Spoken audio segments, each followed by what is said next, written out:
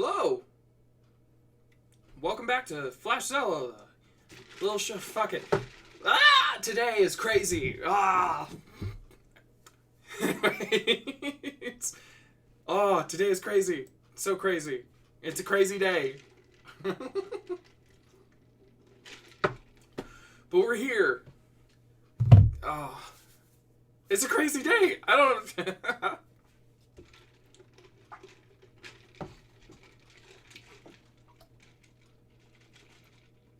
Gross. You don't need to know what I just accidentally did. But it was peak me.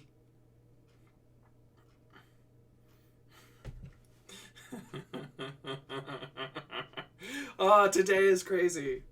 So we got one person in the chat, or one viewer, and no one in the chat. But yeah. How you all? How's it going? It's a day. It's a crazy day. Oh God. I don't know, for anyone who's ever watching this down the line, Donald Trump just lost.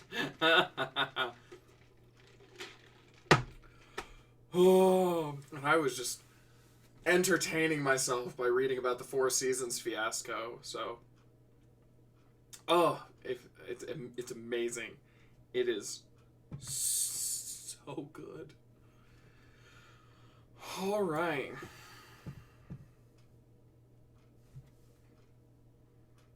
Ooh.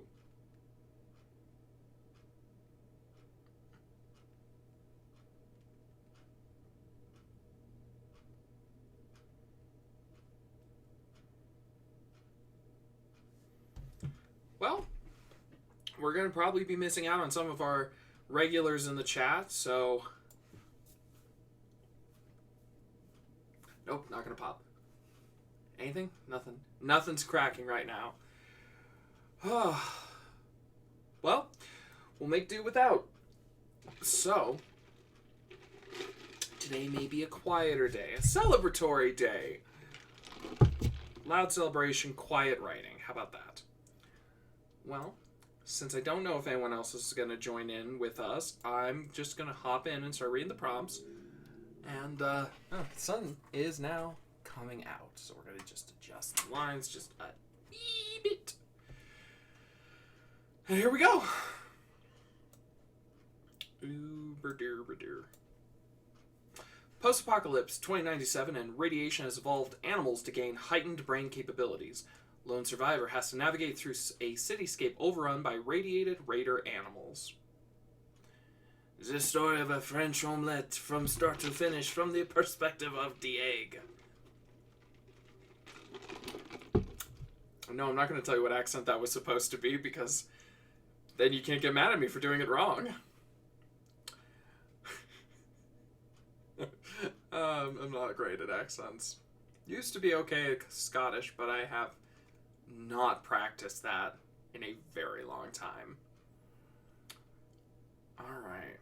An exploration of class warfare and inequality that takes place night at the museum style in a big furniture outlet store between sentient pieces of furniture. No humans allowed. Think Snowpiercer, but in an RC Willy. A 3-word prompt: eggplant, furious, and catastrophe. Monk sworn to poverty comes across a giant hoard of gold. He could see through her eyes. Every night. They'd never met, not officially. But in passing, he knew of her. What time she went to the corner store nearby, her favorite drink, her name. And as he slept, he saw more. Beyond the daily nothings. Her real life. He'd always thought there had to be a reason she never smiled. Now he knew why. A Halloween version of a snowman. A scarecrow instead of a snowman with a pumpkin head that comes to life. A group of werewolves actually trying to get to the moon. Wait, we did that one.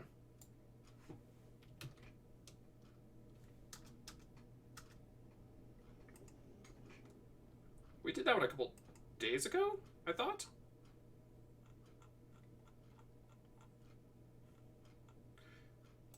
Oh, I guess I just copied it. I just didn't.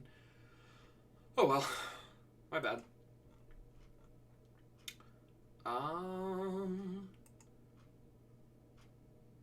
Witches have their own kind of trick-or-treating, but instead of sweets, it's spells. A virgin lights a black candle and releases 3 trapped witches. a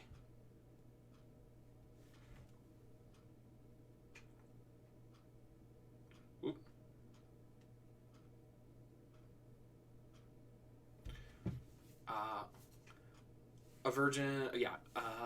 a virgin lights a black candle and releases 3 trapped witches. A child dies and haunts the house, but nicely. Straight up stealing this one from Tumblr, but a vampire is in an ancient history museum and sees on display a love letter addressed to them from one of their longtime friends, another vampire. They then confront their friend with something along the lines of, "God damn it, Clarence, why didn't you say something?" And OBGYN tries to abort the Antichrist, but it's not so easy. A fantastic voyage or inner space type scenario, but inside the body of someone being taken over by John Carpenter's The Thing.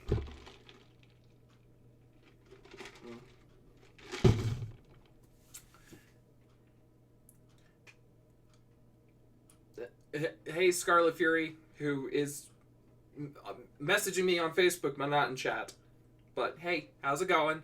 Hope you're doing all right. You may be. Oh no, we've got more than one person floating around. Oh, hey, Cass Loves Music. All right. John Carpenter's Thing. Night of the Living Halloween Candy. The tone prompt. So write a piece that feels like this. Little Red Bird.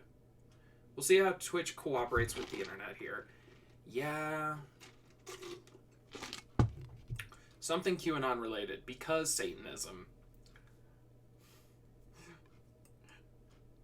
It's not that that's a bad prompt. I just don't really want to do that one because it's a little too real. Since I believe I've only got a few people watching, and one of them I already made watch. Scarlet Fury, there's a video that you should check out. It is called In Pursuit of the Flat Earth, and it's a really good video, but it talks about how belief in conspiracy theories like Flat Earth actually open people up and kind of funnel them into more extremist conspiracies like QAnon. And since you're one of the only people here, I have, you're one of the only people I can recommend this to. Okay. A group of friends are snowed in.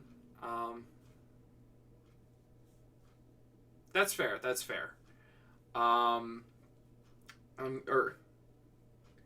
Yeah, no, it's really good. I'll try and remember to throw you a link. A group of friends are snowed in the Rocky Mountains when a snowshoeing trip goes wrong. Their food is spoiled unusually fast, and they keep smelling something foul. Cue Wendigo Mayhem.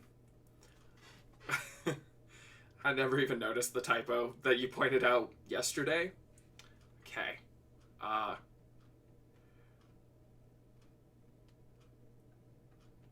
Let's see. You're hopelessly lost walking through the woods. It's dark. And, oh, the fluffy kitty. Pretty lady is walking down the street.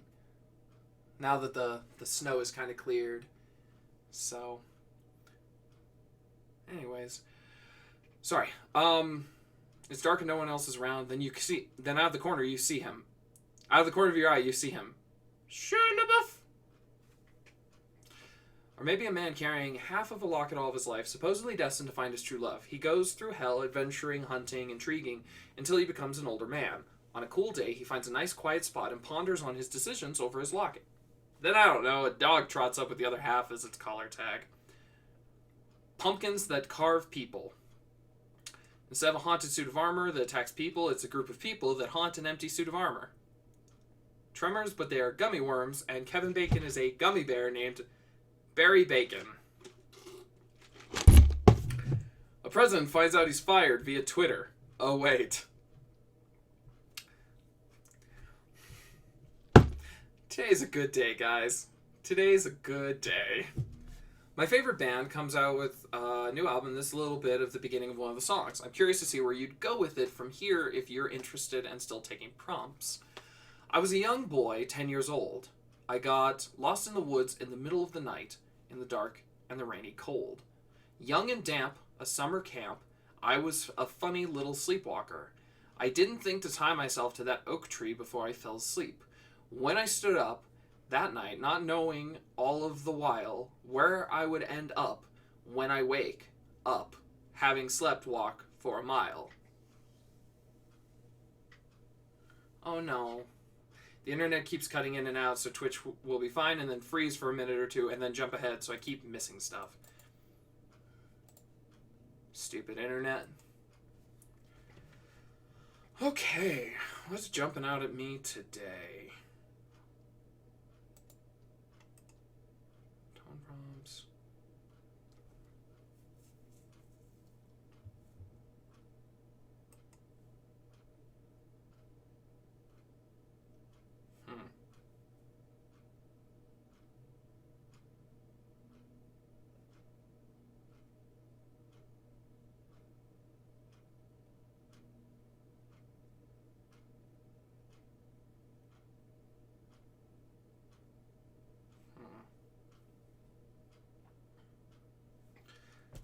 So, this hasn't really happened before.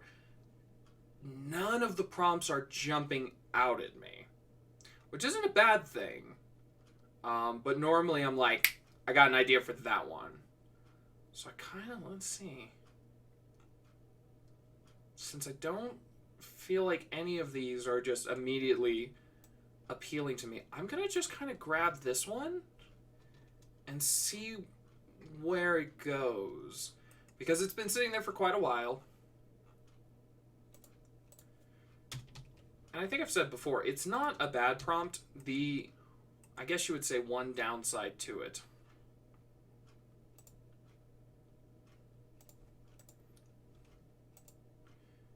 would be the fact that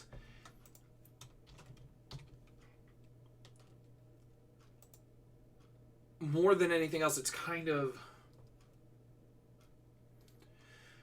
The word bog standard comes to mind. No offense. Like...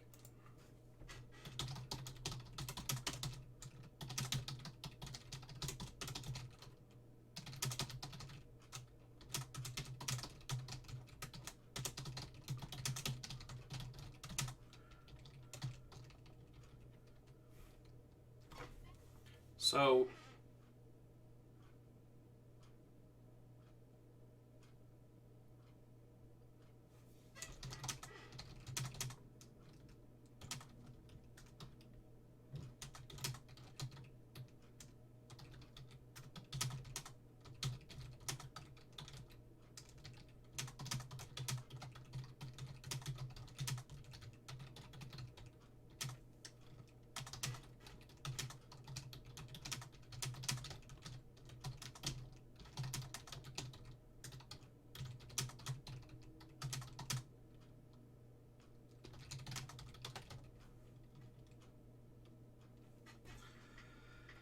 Okay, where are some directions we could take this story?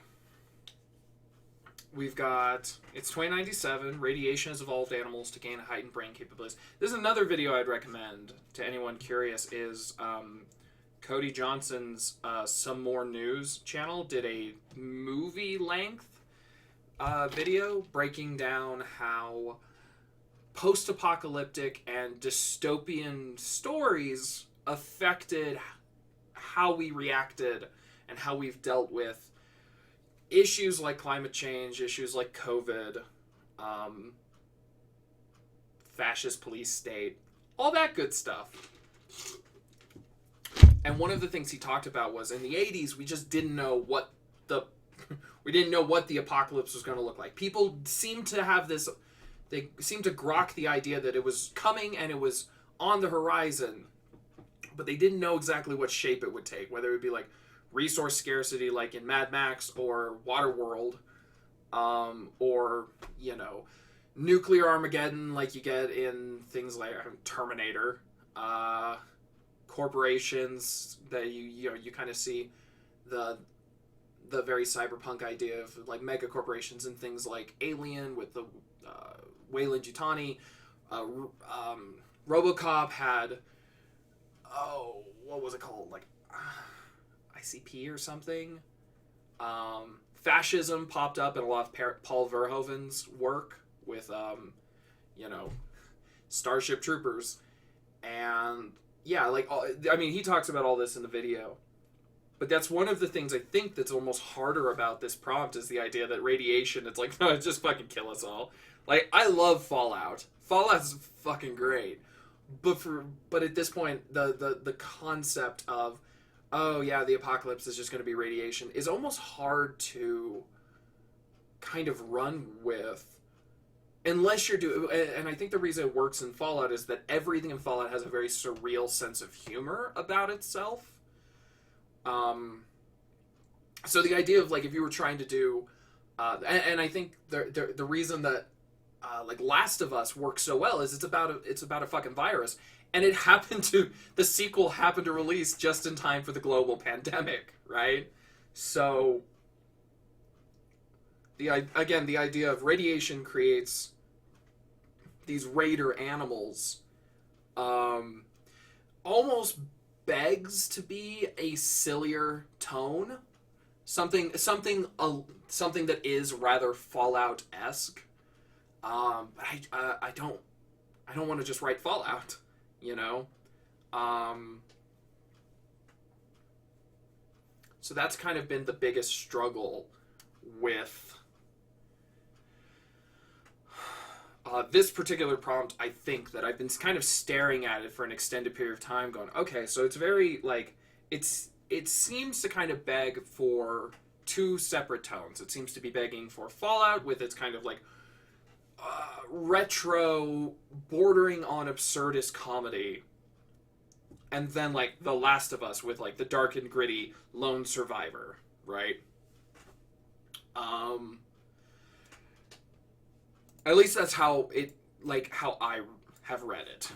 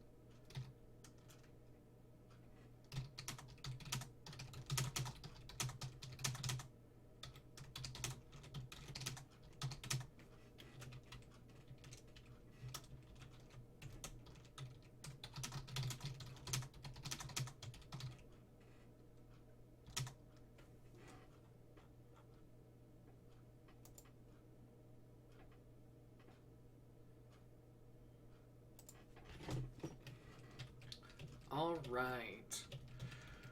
Well, guys, there we go. We have a little story. So let's read through this. I'm not entirely sure where the tone landed on this one. I definitely still hear... I was thinking about Fallout, so I was definitely still picturing Ron Perlman's voiceover narration. So, you know, we'll see how it goes. And no, I can't do Ron Perlman, but I'll do my best to give you guys a gravelly post-apocalyptic survivor. When the apocalypse came, no one was surprised. People have been screaming about it for long enough. Everyone that wasn't screaming just wanted to get it over with so all the screaming would stop. It never did. Turns out the old movies had it right. About the radiation, you know? It did things. Changed things. Altered the very fabric of the food chain. Shame of it was, once the dust settled, we were no longer on the top of that food chain.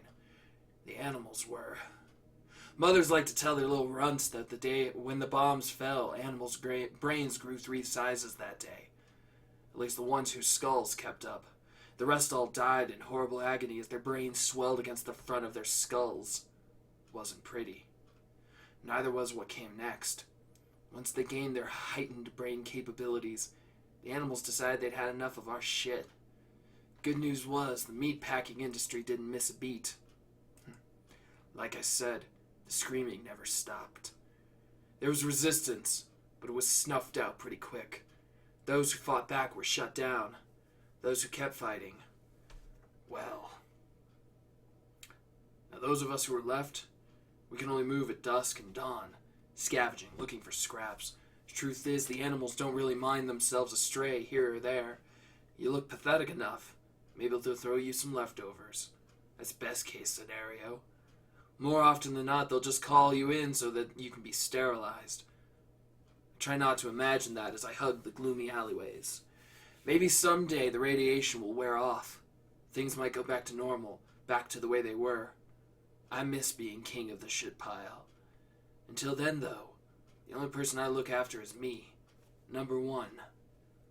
Only thing that's kept me alive. So, what I wasn't anticipating when I started writing that was for it to basically become the dark, gritty reboot of Animal Farm. That was the vibe I was getting off this story. It's just like, oh, this is what would happen if like Michael Bay was like, I'm adapting George Orwell's Animal Farm into a movie. Oh man, it would be... I kind of want to, like, it wouldn't be good. I don't think any part of it would be good. It'd just be fucking Shia LaBeouf as our intrepid hero. Actually, no, it wouldn't. He's moved on from Shia LaBeouf. It would be Wahlberg, Marky Mark. It would just be Marky Mark. Fun as usual. I'm glad you liked it. The fact that I'm like somewhere in between, like, it's, you know, literary classic meets Michael Bay, kind of tells you how I felt about it. But even this, I'm like, fuck it, I kind of want to see more of this story. It's just dumb enough that I'm like, fuck, I want to know just a little bit more about this world and this. I don't feel like I've written. Well, one, this is probably I think this is the first time I've done anything that was first person. I tend to really live in third person stories, but also this is just like the Snake Plissken fucking, like, I'm the gritty action hero that, you know, I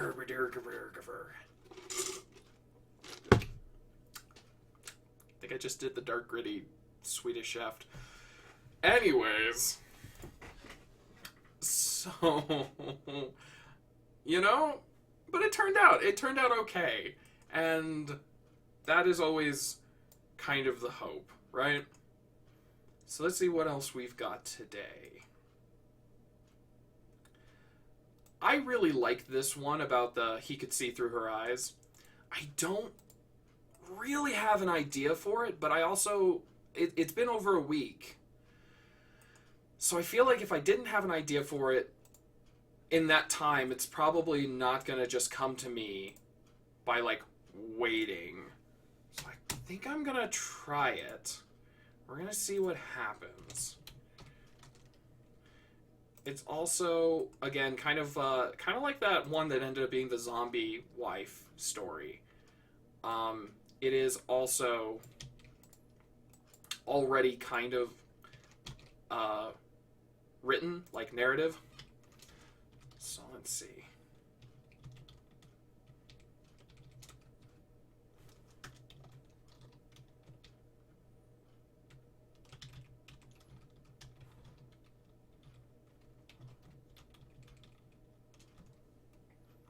Is this perfect? Okay.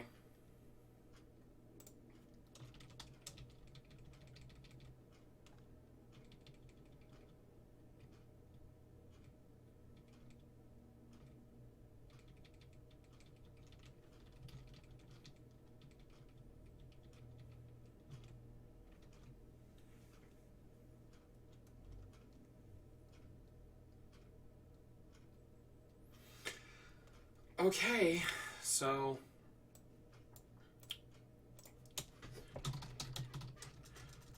how would you guys say? I mean, you guys have been do I still have people? I do. So, would you guys have watched enough of these. You've probably heard me at least go through my story process at least once or twice or a bunch of times. What I'm going to do with this one is I'm going to try and find a way to condense all this down into one line. So he could see through her eyes every night. They'd never met, not officially, but in passing, he knew of her, what time she went to the corner store.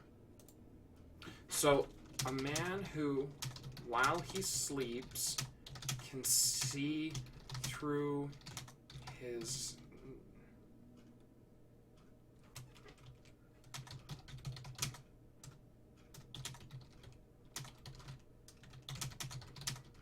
Okay, so what this is describing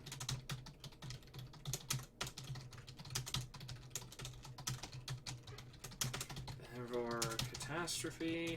Okay, so introduction to this story. A man who, while he sleeps, can see through a stranger's eyes. A man who, while he sleeps, can see through a stranger's eyes, learns a dark secret.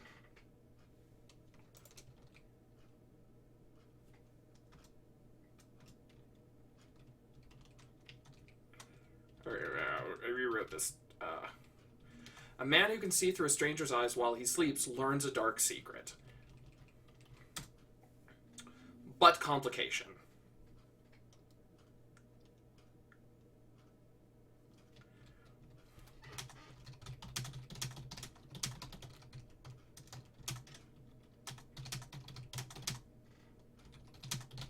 So obviously he's going to try and meet her. So it'd be a man who can see through a stranger's eyes while he sleeps learns a dark secret, but he doesn't know how to proceed. Therefore, he decides to meet her.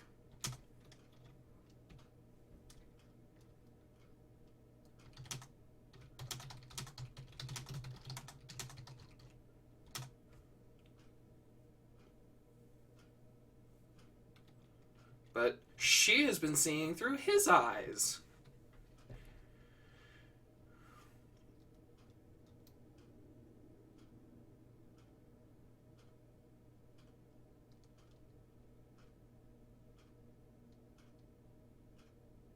Okay, so I'm going to be completely honest. Literally the first thought that went through my head is he's actually... So she sees through his eyes. Maybe she works graves and he works, like, regular hours. So when he's sleeping, he's watching her life, and then, and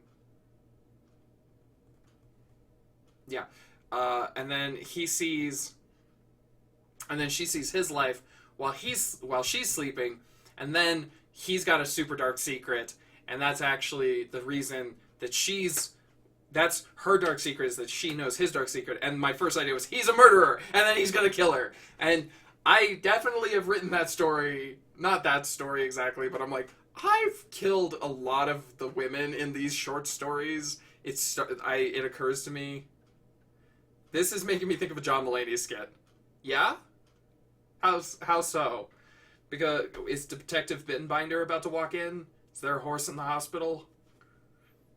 Street smarts. No, it's just... Have you been following me? No, I was sitting over on the bench. Yeah, but you know all these secrets about me. You must be following me. No, I was sitting over on the bench. I fucking love John Mulaney. So good.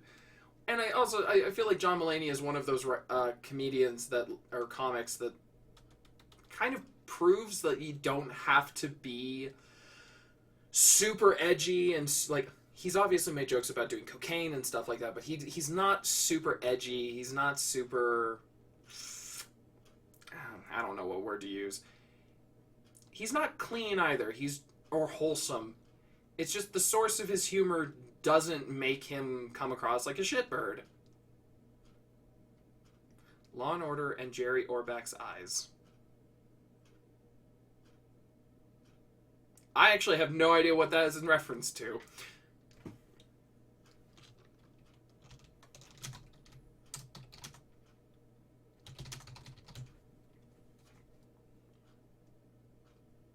Law and Order and Jerry Orbach's eyes. I might have seen it. You maybe if you say something else, it'll click for me. But for right now, it's not coming into focus.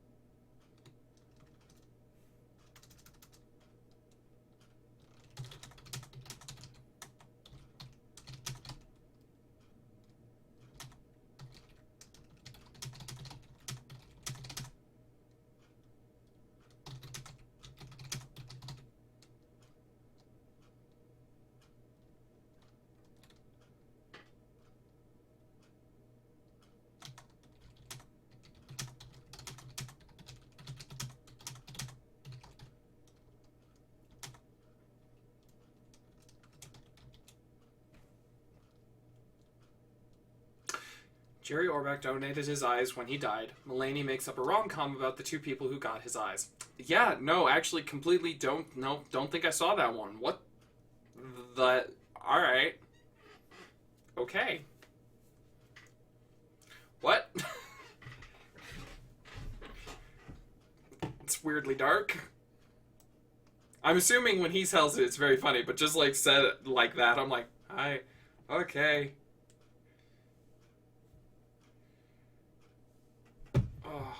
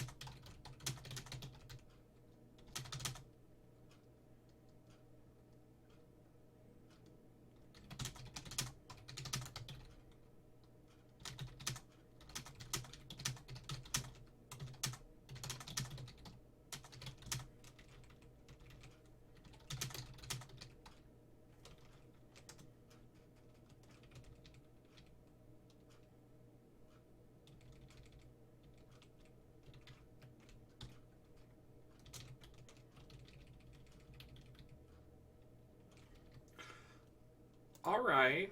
So... Huh. That went a direction I wasn't expecting. Like at all. Alright. Okay. Alright, brain. It's fine. Let's read it. He could see through her eyes. Every night. They'd never met, not officially, but in passing, he knew of her. What time she went to the corner store nearby, her favorite drink, her name. And as he slept, he saw more. Beyond the daily nothings, her real life. He'd always thought there had to be a reason she never smiled. Now he knew why. But what could he do? He didn't know. Even if he did meet her, talk to her, tell her the entire truth, what could he possibly do to help a guy like him?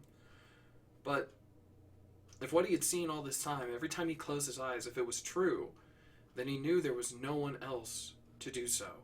No one else could help her. So he went to the corner store he had seen through her eyes so many times before. He ordered her favorite drink.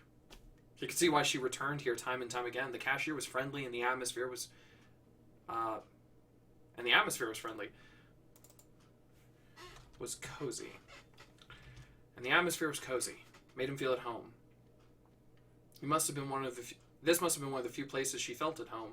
Safe, comfortable. That's how she looked when she walked through the door. Her face backwards. He'd only ever seen it reflected in mirrors. But he recognized her look of surprise. "No," she whispered. "Not here." He stood up. "You recognize me? From when you sleep? You see me at night? You see through my eyes?" "They're my eyes," she whispered, tears welling in them. "These are mine." "What?" he asked, suddenly feeling a net closing in around him. "I thought the meds were working," she said to herself. "I thought you were gone." She closed her eyes. His world went dark, but he was not gone. He alone could help her.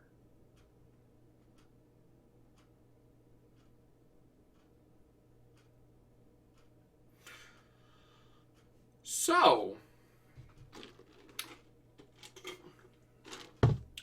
tried to cram a lot in there at the very end. But that went a little, I guess spoiler alert for Fight Club, but went a little Fight Club at the end.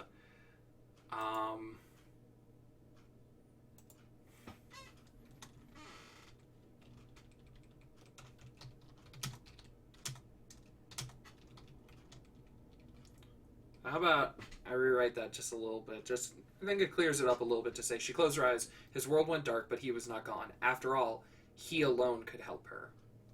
So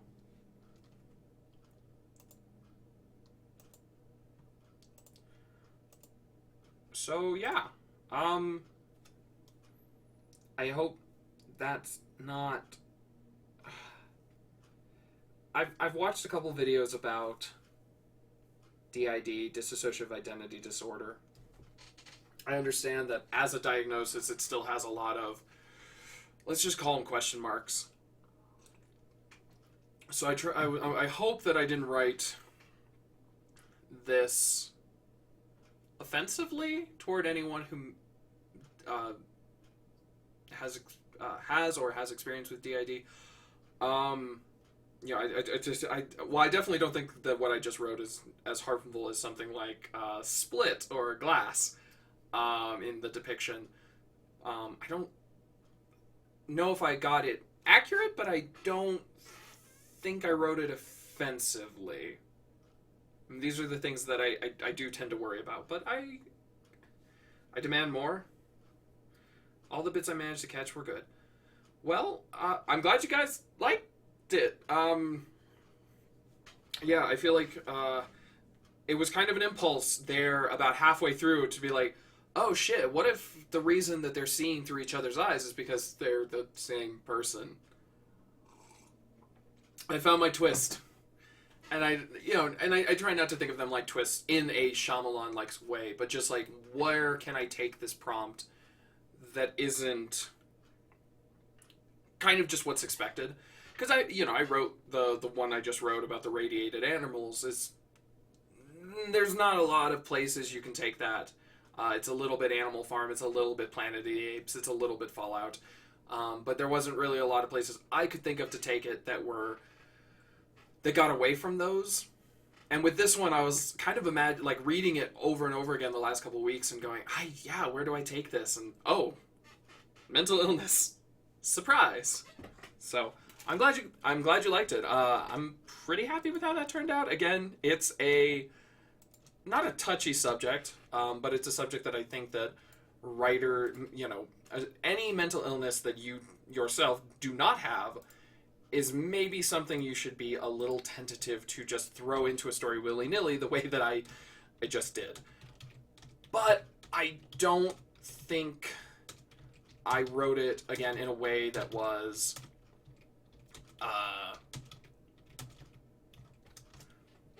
the word offensive comes to mind, but abusive, unsympathetic, I can't think of a word. So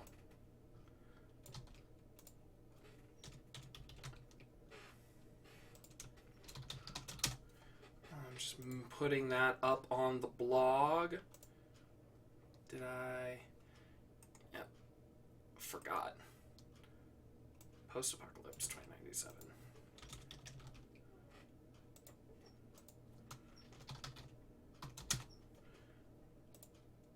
Okay. So let's go back to the blog and see how we did, if I got that right.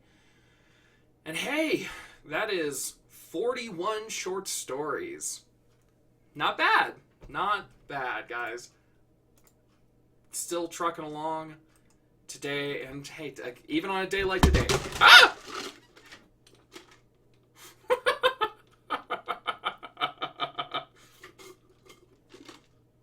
For anyone who was just watching and didn't, or anyone who was just listening and didn't see what just happened, I picked up my soda and dropped it, and unleashed a masculine bellow.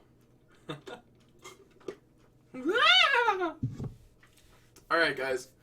I can't think of a way to better that, but how about this? We got a couple of good short stories. Fuck Trump. Go look up the Four Seasons fiasco. It's all over Twitter. And I'll see you guys tomorrow. That's all I have to say. That's all I have to write. Bye-bye.